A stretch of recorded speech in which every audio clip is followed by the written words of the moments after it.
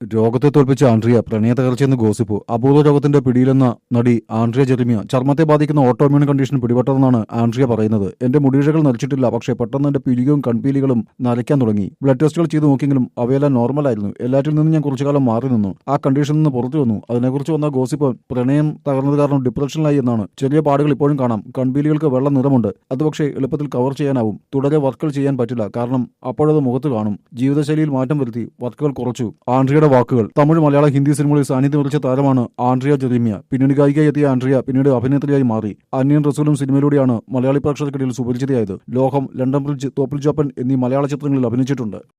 അത് പക്ഷേ എളുപ്പത്തിൽ കവർ ചെയ്യാനാവും. തുടരെ വർക്കുകൾ ചെയ്യാൻ പറ്റില്ല, കാരണം അപ്പോഴത് മുഖത്ത് കാണും. ജീവിതശൈലിയിൽ മാറ്റം വരുത്തി വർക്കുകൾ കുറച്ചു. ആൻഡ്രിയയുടെ വാക്കുകൾ. തമിഴ്, മലയാളം, ഹിന്ദി സിനിമകളിൽ സാന്നിധ്യം വരിച്ച താരമാണ് ആൻഡ്രിയ ജെറിമിയ. പിന്നീട് ഗായികയായി എത്തിയ ആൻഡ്രിയ പിന്നീട് അഭിനേത്രിയായി മാറി. അന്യൻ റസൂലും സിനിമയിലൂടെയാണ് മലയാളി പ്രേക്ഷകർക്കിടയിൽ സുപരിചിതയായത്. ലോകം, ലണ്ടൻ ബ്രിഡ്ജ്, തോപ്പിൽ ജോപ്പൻ എന്നീ മലയാള ചിത്രങ്ങളിൽ അഭിനയിച്ചിട്ടുണ്ട്.